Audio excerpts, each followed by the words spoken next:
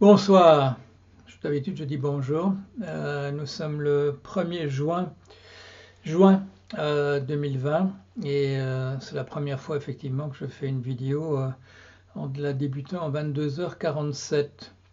D'habitude, je fais ça au saut du lit, ce qui fait que parfois je suis vraiment pas réveillé et je bredouille abondamment. En général, je fais ça dans la matinée ou en début d'après-midi. Et là, qu'est-ce qui me pousse à faire une vidéo à cette heure-ci? Ben, c'est l'actualité aux États-Unis. J'ai passé un peu, bon, j'ai fait différentes choses. Vous voyez, si vous regardez un peu mon blog, vous voyez que j'ai écrit des choses je prépare des leçons voilà, sur le rapport entre le christianisme et l'islam, et je lis pas mal de choses. Je me documente sur le christianisme en ce moment. Après, je passe, euh, après, je passe à l'islam. En fait, l'islam, je me suis déjà préparé. C'est moins récent. J'ai relu pas mal de choses de mon professeur Armand Abel, un grand islamologue à l'université de Bruxelles. Et j'ai relu en particulier le livre qu'il a consacré au Coran. Mais le reste de la journée, je l'ai consacré à regarder ce qu'on pouvait voir sur l'actualité aux États-Unis. Les émeutes raciales, qui ne sont pas nécessairement raciales non plus, puisqu'on voit beaucoup de blancs qui manifestent aux côtés des noirs. C'est un peu une nouveauté, ça existait. Il y a des blancs qui se sont mis aux côtés des noirs dans les années 60. Il y a une victime collatérale à laquelle je veux rendre hommage, c'est Jean Seberg, l'actrice à bout de souffle de Godard, qui a été tué probablement par un service secret américain en raison des relations qu'elle entretenait avec les Black Panthers. Mais bon, tout à l'heure, donc j'ai fait un petit billet, et j'avais été blessé, je crois que c'était hier ou avant-hier, je crois que ça devait être hier, quand j'avais fait des remarques sur les pillages à Los Angeles, et que quelqu'un avait fait une remarque en disant: ah oui, vous exprimez votre nostalgie de la Californie. Et là, j'étais tombé des nues en me disant: mais on ne comprend pas de quoi il s'agit. On ne comprend pas de quoi il s'agit. Voilà, il y a des foules dans différents quartiers de Los Angeles en train d'exprimer leur colère, leur indignation. Et on me dit, quand je parle de ça, que c'est ma nostalgie de la Californie. Mais alors, il y a encore plus fort. Quand j'ai fait une petite vidéo tout à l'heure, j'ai dit, écoutez, soyez gentils dans vos commentaires, de ne pas mentionner ma nostalgie de la Californie comme une explication possible. Et, euh, et là, j'ai été encore, j'ai encore reçu un coup de massue sur la tête encore plus considérable. Quelqu'un a dit dans un commentaire: colère contre qui et contre quoi? euh, j'ai vécu en Afrique, j'ai vécu en Afrique, j'ai vécu en Afrique. Je dois raconter ça. J'étais un jour, je visitais à Elmina, au Ghana. Je visitais une geôle dans laquelle se trouvaient des Africains enchaînés avant qu'on les mette sur les bateaux qui les emmenaient dans les colonies pour aller travailler là, enchaînés. Ceux qui arrivaient jusque-là, bien entendu. Et je crois que j'ai raconté ça, bon, bien je l'ai écrit dans un truc que j'ai jamais montré à personne, c'est possible. Et il y avait avec moi deux familles. Il y avait une famille de Noirs américains et une famille d'Allemands. Et les Allemands étaient là à gueuler, les enfants, tout ça. Ils savaient pas où ils étaient en fait. Ils savaient pas où ils étaient. Et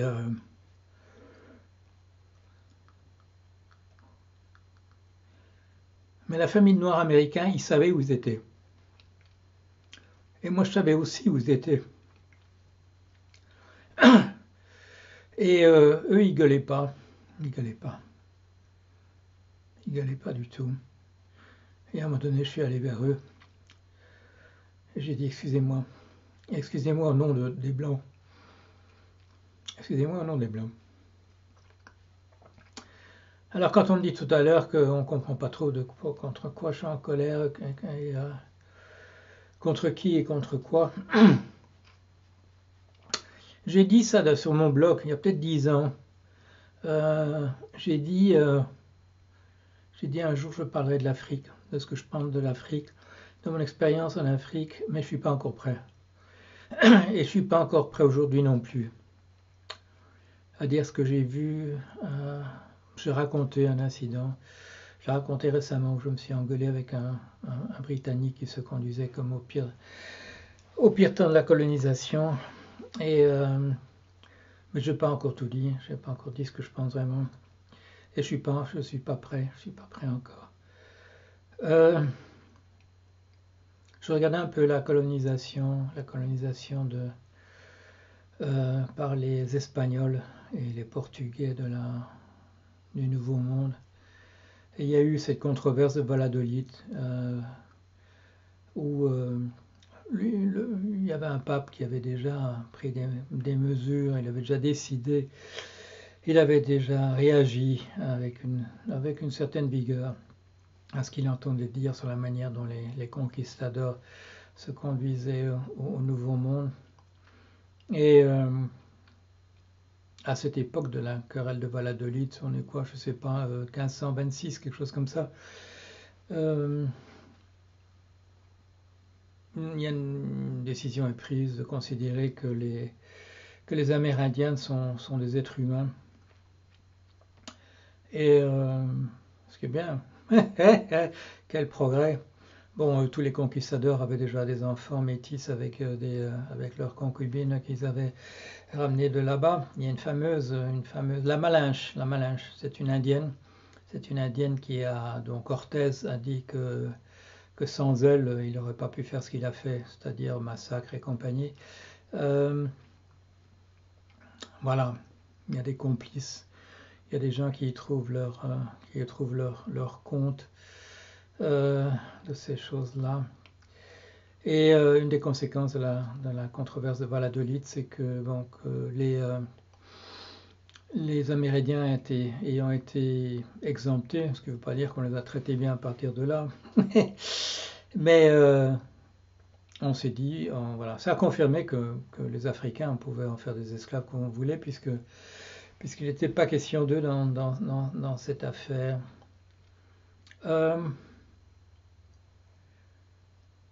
Je ne vais pas dire comment ose-t-on ou comment a-t-on osé. Je fais partie de l'espèce humaine. Je fais partie des gens qui... Il y a peut-être un ancêtre quelconque à moi qui a été mêlé à ces histoires. J'ai fréquenté en Afrique des anciens officiers coloniaux qu'on avait recyclés dans des projets des Nations Unies parce qu'on ne savait pas quoi faire d'autre. Je suis passé l'autre jour, l'année dernière, je suis passé dans un petit village dans les Ardennes belges. Et il y avait une rue, c'était une petite rue, hein, c'était pas un boulevard, c'est une petite rue dans un petit village. Et le nom de la rue, c'était le nom de mon patron des Nations Unies, qui après avoir fait des ravages en Afrique en tant qu'officier colonial belge, était recyclé à faire des ravages en Afrique au nom des Nations Unies.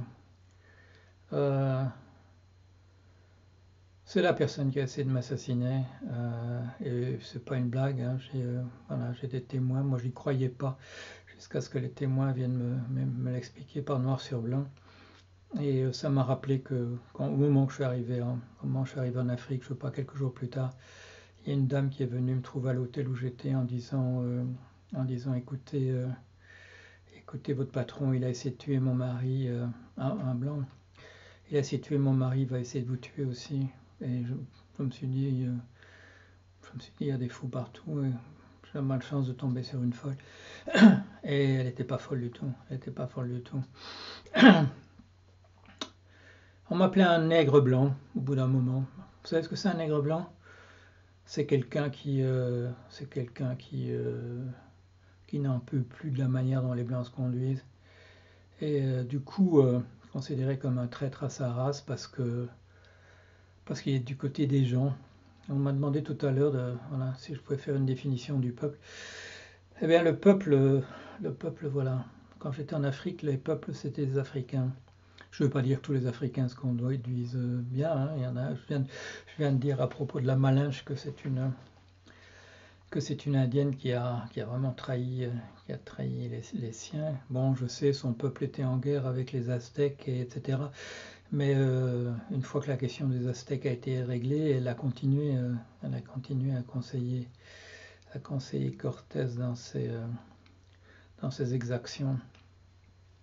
Enfin voilà. Bon, toujours est-il que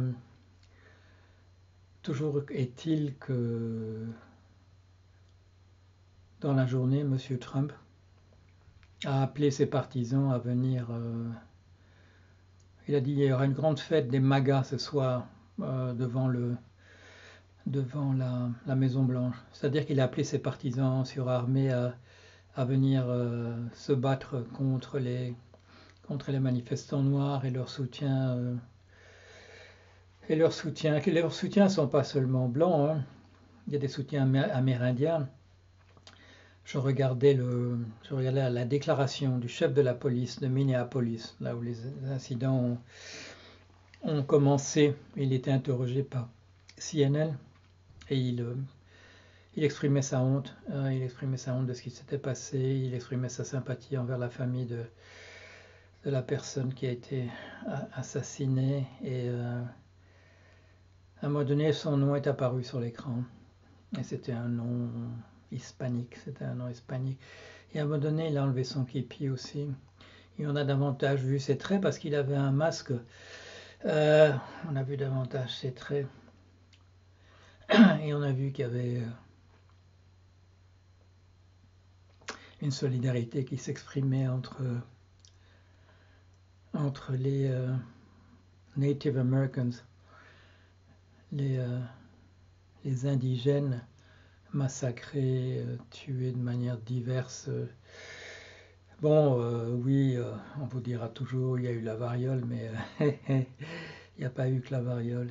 Et sa sympathie, voilà, le soutien qu'il a porté la manière dont les Noirs américains ont été traités, c'est quoi, depuis 1619?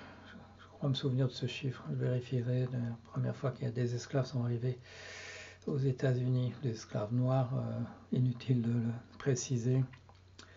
Et il y a une bonne nouvelle quand même, c'est que M. Trump a été emmené dans un bunker. Et quand il est rentré là à Washington, et après une déclaration où il a dit que il fallait faire attention parce que l'armée allait tirer et qu'on allait lancer des vicious dogs, qu'on allait lancer des chiens méchants contre ceux qui étaient là, rappelant les pires souvenirs des émeutes autour de la déségrégation dans les années 60. Mais je regardais et les nouvelles, il y avait des gens qui parlaient de ce bunker. Et bon, ça m'a fait revenir à l'esprit Hitler dans son bunker et qui perd complètement les pédales et qui appelle les troupes, voilà, des troupes qui n'existent plus, qui sont en débandade. Et on a vu dans la journée, on avait déjà vu hier des policiers, en particulier à New York, qui ont fait ce geste qui avait été lancé par ce footballeur de football américain qui, pour manifester son indignation contre encore un meurtre contre un jeune noir américain, avait mis un genou en terre lors de l'hymne national américain. Et là, on l'a vu aujourd'hui et hier, des policiers qui ont fait ce geste par solidarité.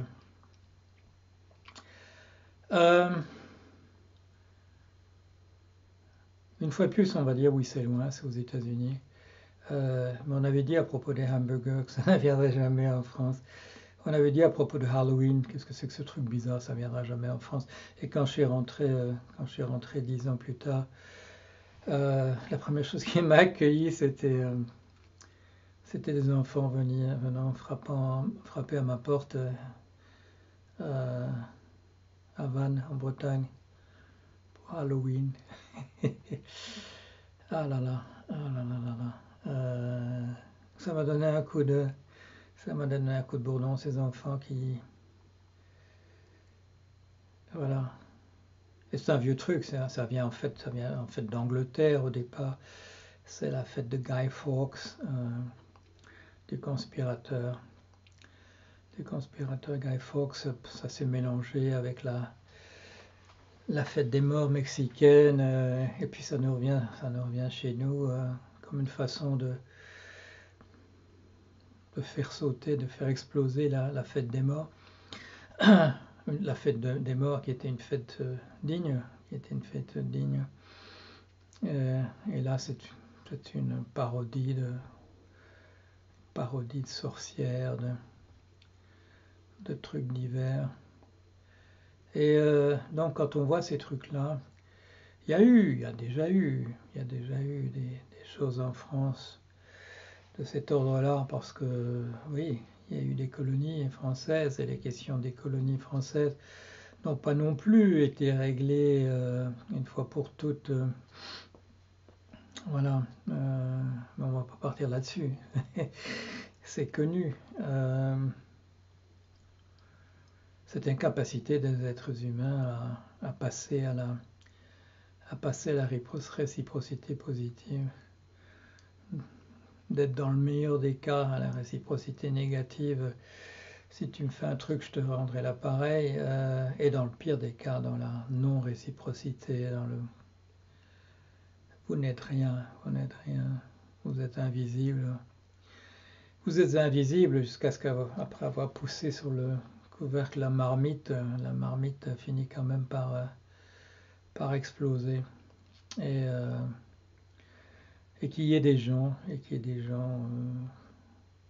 comme vous et moi, pour qui tout ça est insupportable. Cette incapacité à comprendre qu'on est là, tous ensemble, et que c'est pas en s'entre-déchirant qu'on résoudra quoi que ce soit. C'est uniquement en menant la barque tous ensemble. Et la vision qui me voit à ce moment-là, c'est ces splendides pirogues,